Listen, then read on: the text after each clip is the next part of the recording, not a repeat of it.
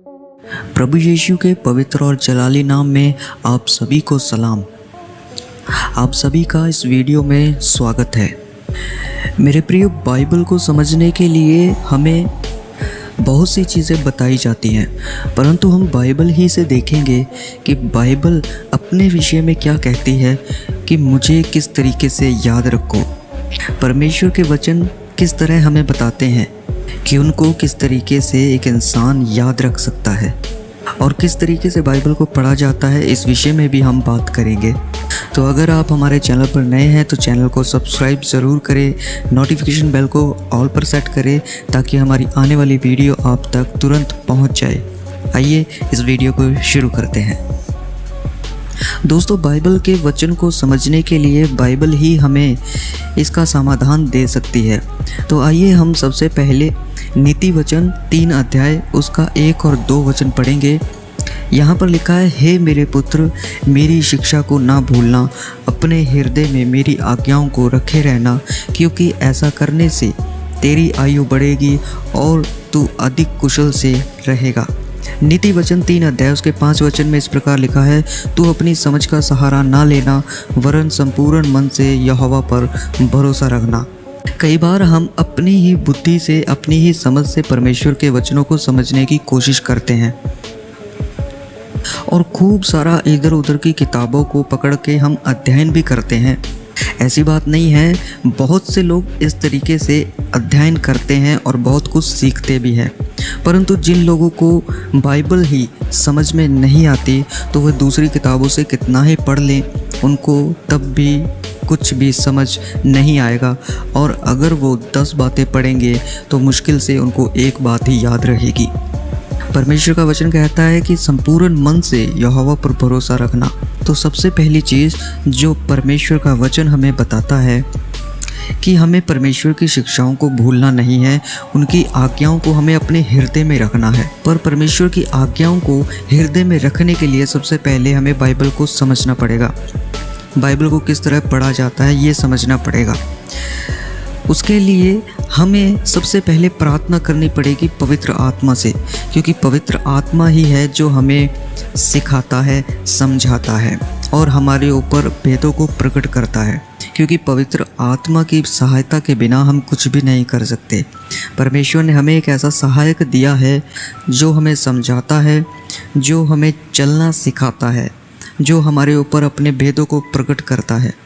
तो पवित्र आत्मा के विषय में यूहन्ना की इंजील 14 अध्याय 26 वचन हमें यही बताता है कि पवित्र आत्मा हमें सिखाता है।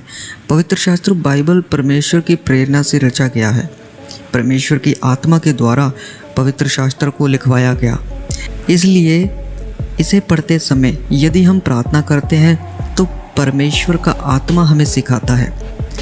न केवल वचन पढ़ते समय वरन जीवन की किसी भी मोड़ पर यदि हम हताश हो जाते हैं, हम थक जाते हैं, तो भी हमें प्रार्थना करना चाहिए और पवित्र आत्मा से सहायता मांगना चाहिए। प्रभु यीशु मसीह ने कहा था, जब पवित्र आत्मा आएगा तो वो तुम्हें मेरे वचनों से लेकर के सिखाएगा। दोस्तों, यदि आपको पवित्र बाइबल समझ में नहीं आता है तो आप परमेश्वर के आत्मा से प्रार्थना करें।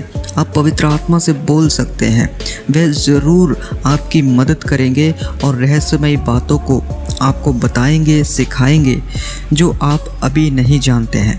इसके बाद मैं आपको बताना चाहता हूँ, यूहन्ना की इंजील 14 अध्याय उसके 16 वचन में इस प्रकार लिखा है कि पवित्र आत्मा हमारी सहायता करता है। पवित्र आत्मा को सहायक अर्थात मददगार या सलाहकार कहा गया है। ये वचन यूहन्ना की इंजील 14 अध्याय 16 वचन जब हम पढ़ते हैं तो यहाँ पर हमें इसी प्रकार से बताया गया है कि पवित्र आत्मा हमारा सहायक है, सलाहकार है, मददगार है। हम मसीही लोग अपने मसीही जीवन में पवित्र आत्मा को अपना सबसे बड़ा मददगार मानते हैं। जहाँ हम कमज़ोर पड़ जाते हैं वहाँ पर पवित्र आत्मा हमारी सहायता करता है। अगर हम उनकी मदद लेते हैं तो हमारा पवित्र आत्मा से प्रार्थना करना बहुत ज़रूरी है।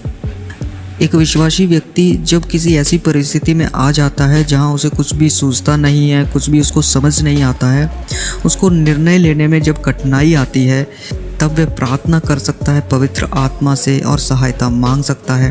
पवित्र आत्मा उसकी सहायता ज़रूर करेंगे। मैं आपके लिए एक वचन पढ़ना चाहता हूँ जो कि यिर्मयाह 33 का 3 वचन में लिखा है। यहाँ पर लिखा है, मुझसे प्रार्थना कर और मैं तेरी सुनकर तुझे बड़ी बड़ी और कठिन बातें बताऊँगा जिन्हें तू अभी नहीं समझता। तो मेरे प्रियो, परमेश्वर आपको हमेशा ही अपने वचनों से भर देना चाहते हैं। परमेश्वर चाहते हैं कि उनके वचन आपके हृदय की पट्टियों पर छप जाए, लिखे जाएं। परमेश्वर चाहते हैं कि आपके माइंड में उनके वचन ही भरे रहे। परमेश्वर ये चाहते हैं कि आपका हृदय, आपका मन, आपका चाल चलन, हर प्रकार से आप परमेश्वर के वचनों में रहें। इसीलिए मैं आपको बताना चाहता हूँ कि परमेश्वर ने ये वचन हमें कहा है कि अगर हम उनसे प्रार्थना करेंगे तो वह हमें सिखाएंगे, हमें समझाएंगे, हमारी सहायता करेंगे। पवित्र शास्त्र को पढ़ने में, समझने में, याद रखने में वह हमारी सहायता करेंगे। मैं आपको यहाँ पर एक चीज़ बताना चाहता हूँ, अगर आप नए हैं तो आप नए नियम से शुरू कर सकते हैं पवित्र शास्त्र को पढ़ना।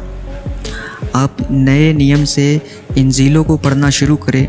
आप यूहन्ना की इंजील से पढ़ना शुरू कर सकते हैं। आपको आसानी रहेगा वचन को समझने में। और आपको वचन धीरे धीरे पढ़ना है। आपको वचन को जल्दी जल्दी नहीं पढ़ना है। आपको धीरे धीरे वचन पढ़ना है। जहाँ पर आपको समझ ना आए उस लाइन को, उस वचन को आप दोबारा से पढ़ सकते हैं। जितनी बार आपको समझ ना आए आप उतनी बार दोबारा से उसको पढ़ सकते हैं, पर धीरे धीरे आपको वचन पढ़ना है। परमेश्वर के इन वचनों में एक एक बिंदु में भी भेद की बातें छुपी हुई है। तो परमेश्वर से आप प्रार्थना करें।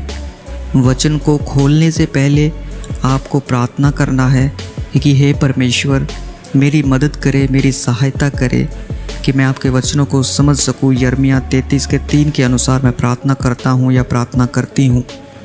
उसके बाद आपको पवित्र आत्मा से भी प्रार्थना करना है कि पवित्र आत्मा मेरी सहायता करे। आप मेरे सहायक हैं। आप वचन को पढ़ने में, समझने में, याद रखने में मेरी मदद करें। इस तरीके से आप प्रार्थनाएं कर सकते हैं और छोटी सी विनती करके आप बाइबल को खोलें और वचन को अच्छे से पढ़ें। तो प्रभु आप सभी को आशीष दे। परमेश्वर के रास्तों में हमेशा आगे बढ़ते रहिए। सबको जय मसीह की।